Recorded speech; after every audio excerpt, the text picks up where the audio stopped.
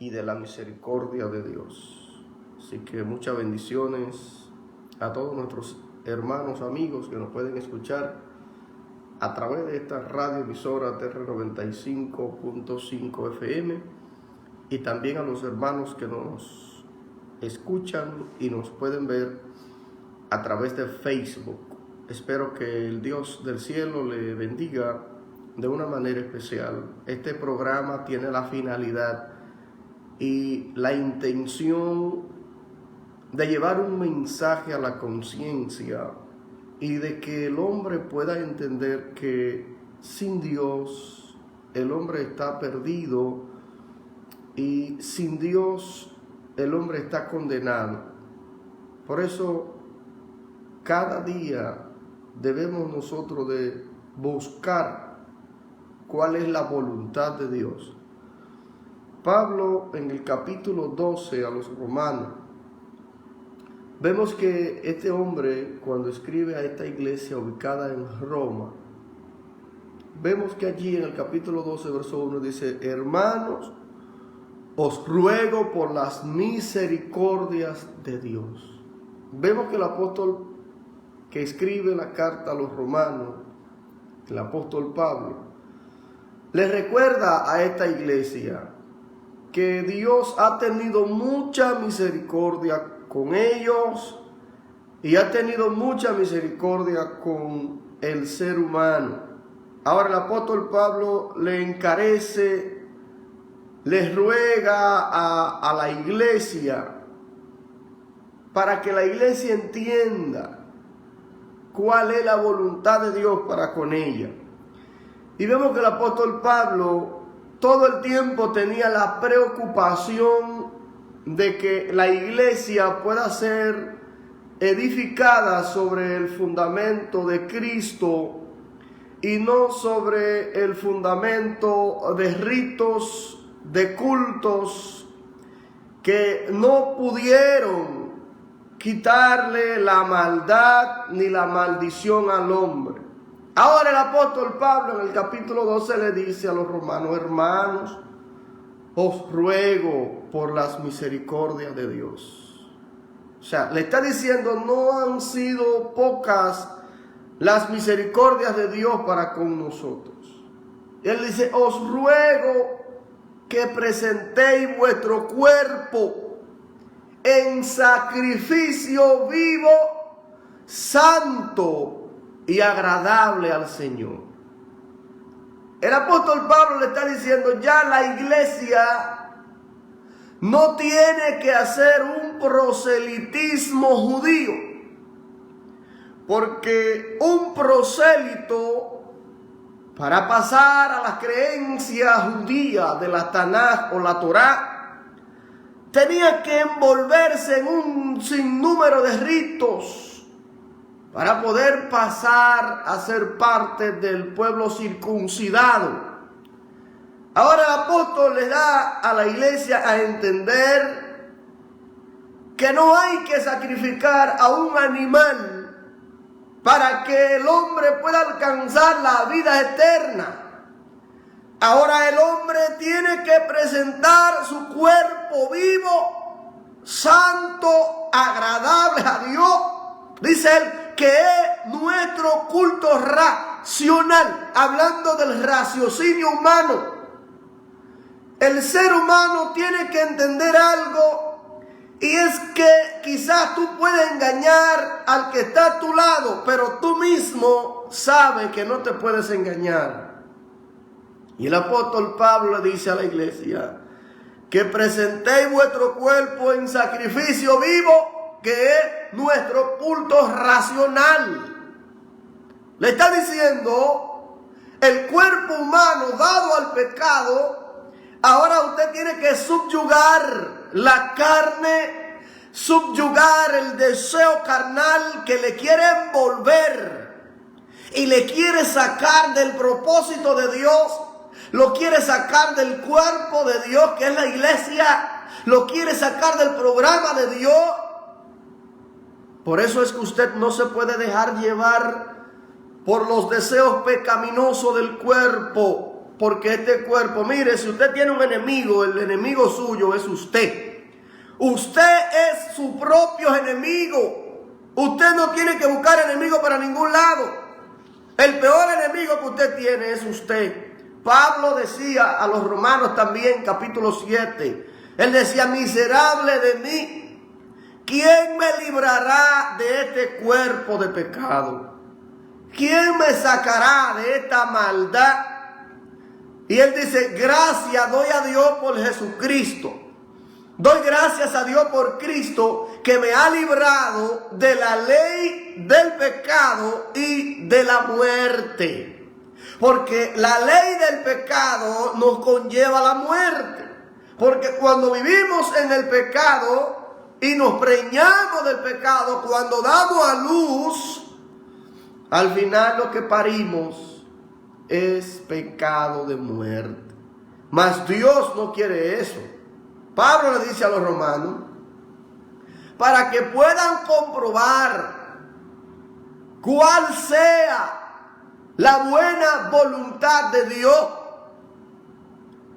Porque mientras el hombre esté caminando dirigido por los designios humanos, el hombre no va a entender cuál es la voluntad de Dios, cuál es la profundidad de Dios para su vida. De la única manera que el hombre va a entender cuál es la voluntad de Dios para su vida es cuando el hombre entienda que debe caminar conforme al Espíritu Santo de Dios y no conforme a la mentalidad humana. Pablo le escribe a esta iglesia a cambiar su manera de pensar para ellos poder alcanzar una vida diferente a la que la mayoría estaban viviendo y estaban caminando. Él le dice, ustedes de la única manera que pueden comprobar cuál es la voluntad de Dios, cuál es la buena, la agradable y la perfecta voluntad de Dios. ¿De qué manera vamos a entender la voluntad de Dios? Viviendo conforme al pecado, a la mentira, al engaño, al odio, al rencor, el que tú me das y yo te doy. No, de esa manera no vamos nunca a entender la voluntad de Dios. Por eso vemos a Jesús hablando. En el capítulo 11 de Mateo, verso 25, ¿qué dice Jesús allí? Vamos a ver lo que dice Jesús.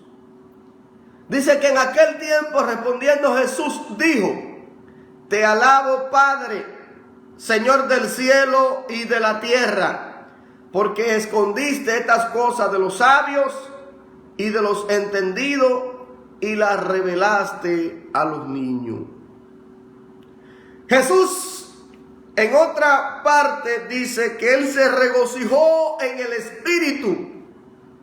Y él dijo, te alabo, Padre, porque estas cosas maravillosas tú las escondiste de aquellos que se creen ser algo, de aquellos que se creen entendidos, de aquellos que se creen sabios, y las revelaste a los niños, las revelaste a los humildes, las revelaste a hombres y mujeres que estén dispuestos a sufrir por el Evangelio. Por eso Jesús en el monte de la bienaventuranza les dice a los discípulos, bienaventurados los pobres en espíritu, porque de ellos es el reino de los cielos. Bienaventurados los mansos, porque ellos heredarán la tierra por heredad. Jesús le enseña a la iglesia la manera que él quería que ellos caminaran sobre la tierra, porque muchas veces queremos conocer o seguir a Jesús, pero cuando Jesús nos muestra el camino por donde tenemos que caminar, muchas veces lo pensamos 2 y 3 veces y a veces retrocedemos hacia atrás. Cuando Jesús nos invita y nos dice que cualquiera que pusiere su mano en el arado y mira hacia atrás, dice él, no es digno de ser mi discípulo. No es digno porque si usted dice seguir a Cristo, Usted y yo decimos servir a Cristo, pero en momentos de dificultad, en momentos de ataques, de achaques, de problemas, entonces retrocedemos. Jesús dice, usted no es digno de ser un discípulo de Jesús. Y yo pregunto, ¿la iglesia de este tiempo está preparada para una persecución? ¿La iglesia de este tiempo está preparada para que la comiencen a perseguir? ¿O la iglesia de este tiempo está muy cómoda, envuelta entre cuatro paredes? ¿O no ha entendido que el propósito de Dios es que la iglesia viva como peregrinos sobre la tierra? Dice un canto, soy peregrino aquí, mi hogar lejano está, en la mansión de luz. Y Pablo dice, aunque este cuerpo humano se va desgastando, no obstante el hombre interior se va renovando de día en día. Porque tenemos de Dios una casa en los cielos, una habitación celestial, dice Pablo. Tenemos de Dios no hecha por manos humanas, sino hecha con las manos divinas de Dios. Esa casa hecha por Dios en el cielo, la tenemos entendiendo que no somos de aquí. Mire, el lenguaje de la iglesia primitiva llevó a la iglesia a una conciencia tal que todo lo que la iglesia hablaba, el lenguaje, era que ellos entendían que estaban pasando un momento y que Cristo vino a restaurarle y que Cristo venía a buscarle. Ellos no conocían otro lenguaje. El lenguaje de la iglesia era que Cristo venía, Cristo viene. El lenguaje, incluso el saludo de ellos era Maranata, Cristo viene, Cristo está cerca, prepárate, no está listo, prepárate que Él viene, Cristo viene. Este era el mensaje de la iglesia primitiva. Este era el mensaje. No vivían cómodos, no vivían llenos de avaricia, no vivían llenos de codicia. Pablo le escribe a Timoteo y le dice a Timoteo, te encarezco delante de Dios y de estos testigos. Le dice que encargue este mensaje a hombres fieles, que sean idóneos para enseñar también a otros. Y él le dice, raíz de todos los males es el amor al dinero, porque muchos se envanecieron y se equivocaron el propósito de Dios y se acomodaron. Porque el dinero te acomoda, el dinero te da buena vida, pero el dinero te hace salir muchas veces del propósito de Dios. Y no es que el tener dinero es malo, es el mal uso que usted le da. Porque ojalá todas las iglesias y todos los pastores tuvieran dinero para trabajar en la obra del reino. El problema del dinero es que a veces lo hacemos como un Dios. Y no podemos amar a dos dioses, a dos señores, dijo Jesús. O porque vamos a amar a uno y vamos a aborrecer al otro. Jesús le está diciendo a sus discípulos, no podemos amar a Dios y amar a la riqueza. Jesús le está diciendo a la iglesia, ustedes tienen que prepararse porque mi venida está a la puerta. Mi venida está cerca y si usted no está preparado, usted se va a quedar. Y la Biblia, el apóstol Pablo le escribe a los tesalonicenses y les dice que los muertos en Cristo resucitarán primero. Note algo muy importante. La iglesia tendrá el privilegio de ser levantada por el Señor.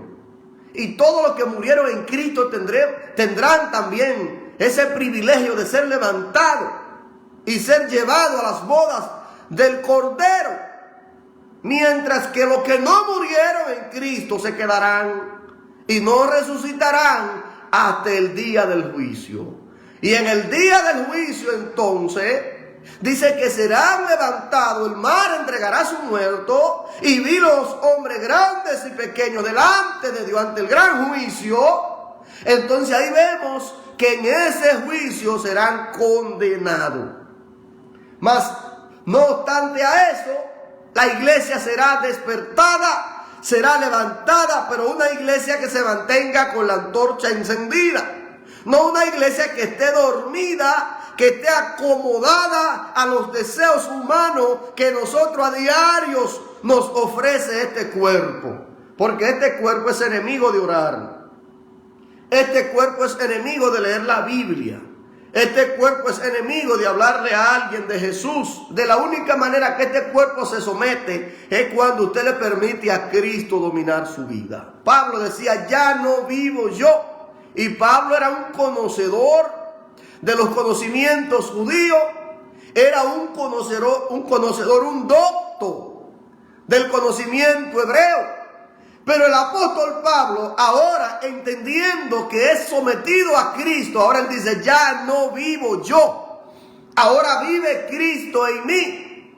Y él dice, y de ahora en adelante, que nadie me sea molestia, dice Pablo. De aquí en adelante que nadie me sea estorbo. Si a usted lo conocía en la carne, dice Pablo, ya no lo conozco. Oiga lo que Pablo dice. Si aún a Cristo conocí en la carne, ya no lo conozco. ¿Qué le está diciendo Pablo? Mi lenguaje carnal murió. Mi lenguaje humano desapareció. Y ahora el lenguaje que yo tengo que hablar es el lenguaje del reino. Y todo el que quiera hablar conmigo tiene que hablar el lenguaje del reino. Yo no tengo que entremeterme o entretenerme hablando en la carne, sino hablando en el espíritu. Bendito sea el nombre de Dios. Dice Pablo, de aquí en adelante que nadie me sea estorbo, que nadie me sea molestia, porque si aún a Cristo conocí en la carne, ya no lo conozco. Si aún a un hermano no lo conozco, dice Pablo. Porque Pablo sabe que la humanidad, la debilidad humana nos lleva al pecado. Y Pablo está claro que el pecado nos lleva a la muerte. Por eso Pablo dice en el capítulo 3 de los Romanos, verso 23, dice, por cuanto todo pecaron, fueron destituidos de la gloria de Dios. Y dice también que la paga del pecado es la muerte. Pablo está claro al saber que el pecado mata. Y aunque quizá el pecado no te mate físicamente de una vez, pero el pecado te va desgastando. Y el reflejo del pecado se va viendo en tu vida. Y tú tienes que entender algo. Es que no fuimos llamados para muerte, fuimos llamados para vida. Y muchas veces nosotros mismos, a veces en el evangelio, queremos que nos apoyen el pecado. Queremos que nos digan lo que queremos oír. Y a veces andamos buscando opiniones para que nos apoyen el pecado. Y cuando la Biblia dice que la paga del pecado es la muerte, entonces usted se quiere morir. Mucha gente a veces viene con el problema, con el pecado, y quiere que usted le diga que eso no es pecado. Mas la Biblia dice, la Biblia nos enseña que lo que usted va a recibir del pecado es la muerte. Y si usted va a recibir del pecado la muerte, yo no puedo decirle que usted va a recibir vida. Pablo le dijo a Timoteo, cuídate de ti mismo y de la doctrina. Cuídate de ti mismo y de la palabra de Dios revelada. Que tú la recibiste, las instrucciones de tu madre y de tu abuela. Tú fuiste instruido en la verdad, no te dejes engañar. Porque él le está diciendo, en los postreros días vendrán burladores. Se amontonarán maestros conforme a su propia concupiscencia. Oiga bien lo que Pablo le dice a Timoteo. Se amontonarán maestros conforme a su propia concupiscencia y cargarán la mujercilla cargada de pecado. Y Pablo le está diciendo, escuchando doctrina de demonios, y eso es lo que más tenemos hoy. Mucha gente predicando doctrina endemoniada, mucha gente aprobando el pecado y diciendo que hay un tabú y que hay un atraso. Mire, déjese de eso. Y abochornando a los ancianos y desechando a los ancianos. Tenga cuidado. Respete las canas, respete a los ancianos, respete a los hombres de Dios y deje de estar apoyando el pecado, porque el pecado lo va a llevar a la muerte. La Biblia dice que la paga del pecado es la muerte. Pero hoy lo que hay es doctrina de demonio, donde la gente quiere apoyar el pecado, y el pecado, y el pecado, y el pecado. Y si no le hablan del pecado, pues se van. Porque la gente está en pecado. Ahora, cuando usted dice, yo quiero a Cristo, quiero ir al cielo, Jesús le está diciendo, el que quiere venir en pos de mí, a los seguidores que estaban siguiéndole, le digo, niéguese a sí mismo, tome su cruz y sígame. Pero a veces queremos seguir a Jesús, pero no nos queremos negar, y mucho menos queremos cargar la cruz. Pero somos de Cristo y nos vamos para el cielo. Eso es mentira. Para usted poder ser salvo tiene que cargar la cruz, y no una cruz física. Usted no va a cargar una cruz en el pescuezo, en el cuello, disculpe. Usted no la va a cargar ahí, usted la va a cargar en el padecimiento y en la abnegación al pecado, en vivir una vida totalmente aferrada a la voluntad de Dios, entendiendo que el pecado lo aleja de Dios. Y si usted no quiere vivir una vida endemoniada, aléjese del pecado. Porque la gente está engañada hoy, hermano. Da pena. Y mire, cuando usted tenga el Espíritu le revela. Usted no tiene que congraciarse con la gente, ni querer agradarle a todo el mundo. Eso es mentira. Usted puede ser el mejor pastor, el mejor líder, y al final usted van a decir que usted es malo, que usted no sirve. Así que no agrade a gente, agrade a Dios, predique la palabra, predique la verdad, y olvídese que a Jesús lo persiguieron, a Jesús se le fueron, pero Jesús siguió hacia adelante. Jesús no le tuvo miedo a nadie, ni a la muerte. Se entregó a la muerte, padeció. Y dice la Biblia que al tercer día resucitó. Y la Biblia dice que los que creen en Cristo, aunque estén muertos, vivirán. Usted tiene que tener una determinación por Cristo. Usted tiene que ser de Cristo al 100%. No ser un camaleón, que hoy soy de Cristo y mañana no. Eso no puede ser así, porque Cristo lo conoce a usted. Cristo me conoce a mí. No esté agradando tanto a los hombres, déjese de eso. Que los hombres al final, cuando usted no le convenga, lo van a soltar, le van a dar banda como la chichigua. Así que busque a Cristo, entendiendo que Cristo cuando alza su voz al cielo dice, te alabo, papá. Porque estas cosas las escondiste de los sabios, y eso es lo que más tenemos hoy, gente sabia. Gente que sabe más que todo el mundo, gente no se dejan pastorear. Usted lo va a pastorear y ya sabe lo que usted le va a decir. Y no obedecen, no se someten a nadie, pero quieren ir para el cielo. Y van para el cielo cuando el cielo tiene autoridad y exige sometimiento a la verdad de Dios. No veis que somos caudales, caudillos. Es que la verdad de Dios se tiene que predicar para que la gente se salve y no para que la gente se pierda. ¿De qué le vale al hombre granjear el mundo entero si su alma se pierde? ¿De qué le vale al hombre tener todos los bienes de la tierra y que su alma al final vaya al infierno? ¿De qué le valió a usted estar toda su vida en una iglesia diciéndole a usted que el pecado no es nada y que al final el pecado lo condene? Hermano, eso es penoso.